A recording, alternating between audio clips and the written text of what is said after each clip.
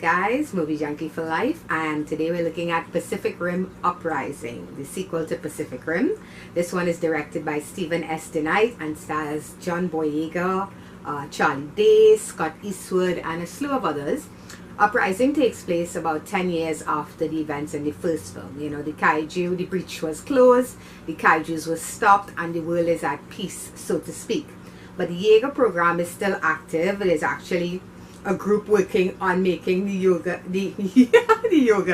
Jaegers work without pilots, and at the same time there's this new threat involving the kaiju, making them more dangerous than they were, and possibly end of world type thing gonna happen if they don't stop it, if our heroes don't step up and stop things. So Uprising.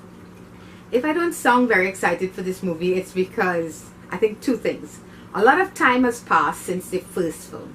I really enjoyed that first movie. I got such a kick out of that. I was like a kid again. And that first movie came out when I think about Transformers, maybe 2 or 3 had dropped, part 3 had dropped or something along those lines. And what I loved about the Pacific Rim movie by Guillermo del Toro, is I felt the scope of the size of those robots. You felt these battles felt giant and epic. It was like when you were a kid and you were watching Godzilla all over again. It was well shot. It had likable characters. It had a kind of passion and pace to it that just sucked me in and, you know, brought me back to that kid in me again that loved that sort of stuff. You felt like you could go home as a kid, pull out your action figures and start your own kaiju battle.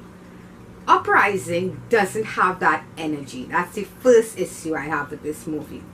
While it looks good, it never really steps up to the point where I think the way it's directed to, it's not at that level where you feel that passion, you feel that sense of scope. That doesn't happen here for me. This felt like a really, really expensive Voltron episode. You know, where you had, let's say they were to make a live action Voltron movie, this is what this felt like. And the side characters, nobody's really developed beyond John Boyega's character to say you get invested in any of them. Now the first one, we had side characters that weren't really that developed, but there was, you know, a look to them, like for instance the Russian twins, for instance. There was that energy to or at least to the way they were directed visually, that when they got knocked off, I felt bad for them. That whole thing about it needing 2 pilots and the importance of the connection between those 2 pilots. When one person would die, you would feel the weight of that. That doesn't happen in this movie. They almost make it seem like any 2 people could hook up. That's one thing I really didn't get. I don't know why they did that here. They made it seem like it was much easier to connect for 2 minds to do the handshake thing and to pilot these Jaegers.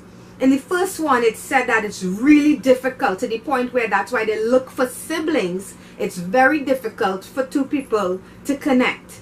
They throw that out the window here. Next in line, Charlie Day, he's good here, but it's a kind of annoying good, because Charlie has that kind of energy where he almost seems like he's kind of crazy, and it worked in the first film, his relationship with his friend, the kind of weird ego looking guy, can't remember his name. Their dynamic was very good in that first film.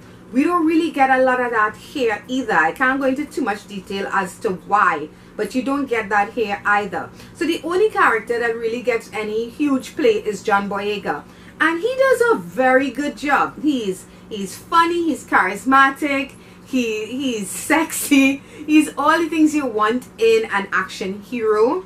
Granted, his character is written as that cliched, you know, my dad was famous, but I'm a rebel, and I have to find my way again, and all that kind of redemption crap you've seen 1,000 times over in these types of movies. But he makes it work. Unfortunately, he's the only one here that really stood out. Scott Eastwood, for me, I'm sorry, Scott Eastwood does not have an iota of the screen power that his dad does. I'm saying that. He's a good looking guy. He looks like a young Clint Eastwood. But that's it. Scott Eastwood does nothing for me. He didn't do anything for me in Fast and Furious. He doesn't do anything for me here. He's just a good looking guy. That's it. And these side characters in the cadets, like I said, it felt very childish. I know that's probably they're trying to appeal to a younger dynamic with this film. You know, we'll get into a little more about who they're trying to appeal to as well. So they have all these young cadets. I can't even remember. I think one of them was named Victoria. That's the only name I could remember. They're just there. They're just there to have ethnic diversity. That's it. So all of that stuff really just lent to how bad this film is in comparison to the first one. Another aspect of this movie that well, you know what? It's my personal thing. I know why they're doing it. But it's one thing to appeal to a certain audience because you're trying to make money. It's another thing to make it obvious who you're trying to appeal to. And everybody knows China is the second largest, or maybe even the first largest, in terms of when they're selling movies internationally. They are the first market that everybody wants because they are the ones who cause your movie to go into the 100 millions when it goes overseas. So a lot of these big budget movies, they're sticking Asian actors to appeal to that audience. I have no issue with that. But here it's done so in your face that it's not subtle like the first part.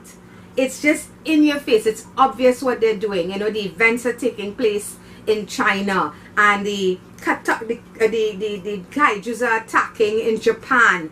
It's very, very in your face who they're trying to appeal to, and I don't like that. It felt low class almost that they were doing that.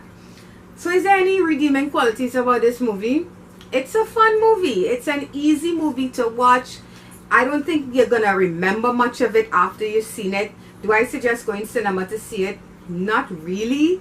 I mean, you might get a kick out of seeing it at IMAX, you know, for that big screen experience. But would I say that if you love Pacific Rim 1, you need to see Pacific Rim 2? No. Even with the kind of post-credits thing they do, and they are building to the possibility of a third movie, and that's fine. I mean, if they can do it better than this one, great. But this movie for me was a 5 out of 10.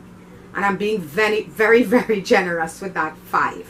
It's just an okay movie that feels like an expensive kids movie that you would see on Cartoon Network on like some special holiday. That's how it feels. So Pacific Rim Uprising gets a 5 out of 10.